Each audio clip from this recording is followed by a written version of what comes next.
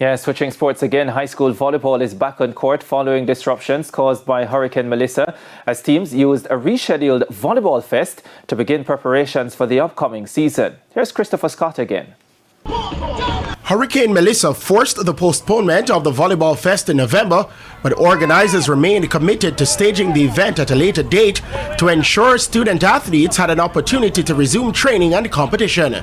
Event organizer and Wilmer's boys head coach O'Neil Banks says the tournament was a timely and necessary step in helping teams regain momentum as they build towards the new season. Yes, it is. This is ideal. This is the last tournament before the start of the high school competition. We will serve off on the 2nd of February. So with this, teams are getting a chance to fine-tune. Coaches are seeing some areas where they need to work on, trying players, rotating players. So again, this serves as the final big competition leading up to the national championship. For defending national schoolgirls champions Knox College, head coach Colin Rose admits the impact of the Category 5 storm is still being felt nearly 3 months after it made landfall.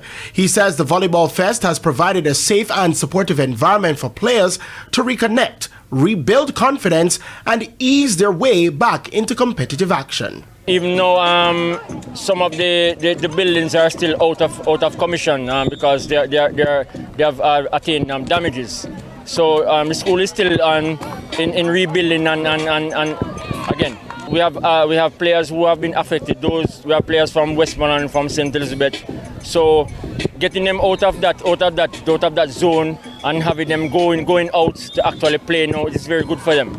The new volleyball season is scheduled to serve off in February. Christopher Scott, TVJ Sports.